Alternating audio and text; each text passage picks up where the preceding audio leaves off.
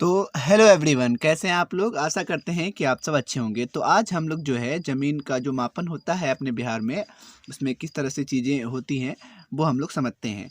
तो समझिएगा कि जैसा कि आपने थंबनेल देखा कि कितना कट्ठा, एक कट्ठा में कितना जो है, एक बीघा में कितना कट्ठा, और एक बीघा में कितना एकड़, और एक एकड़ में कितना बीघा, और एक कट्ठा में कितना धूर। तो ये तो थंबनेल की बात हुई। हम लोग क्या करते हैं कि अच्छे से समझते हैं चीज़ों को, ठीक है। सबसे पहले आप समझिएगा कि अगर आपके पास 1 बीघा, ठीक है जी,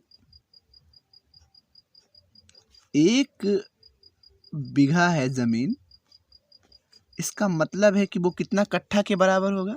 यानी उसमें कितना कट्ठा आपके पास, 20 कट्ठा। यानी आप इससे ये समझ गए, ये आपको क्लियर हो गया होगा यहाँ से कि 1 बीघा में जो होता है वो 20 कट्ठा। ठीक है सर, आप ये समझ गए। अब समझिए, अगर आपके पास 1 कट्ठा ज़मीन है, ठीक है, 1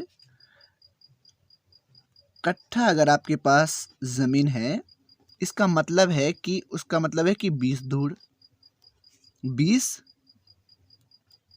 धूर ज़मीन है। ठीक है, या तो आपको 20 धूर बोलिएगा उसको, या फिर 1 कट्ठा बोलिएगा, सेम चीज़ें हैं।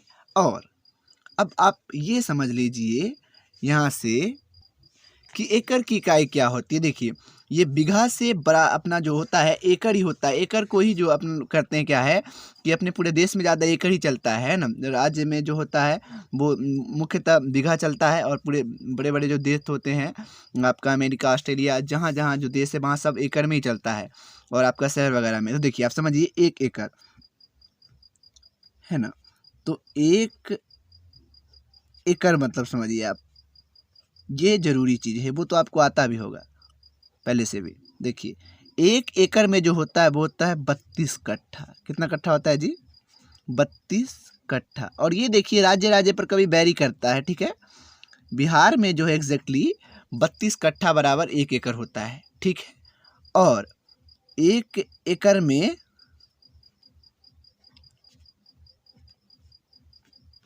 आपका बीघा कितना होता है, तो 1.62 बीघा होता है। ये आपको याद रखना है, ठीक है।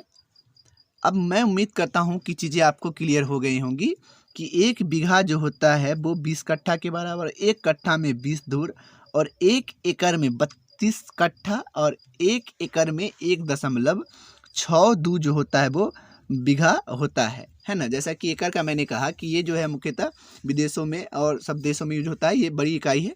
और ये जो होता है ये मुख्यतः गाँव वगैरह में और छोटे छोटे शहर में यूज होता है। तो ये आपको समझ आया होगा। और एक बात, चलिए मैं आपके लिए एक क्वेश्चन देता हूँ। अगर आप ये समझ गए हैं तो आप बताइए कि एक कमेंट करके आपको बताना है, 1 बीघा बराबर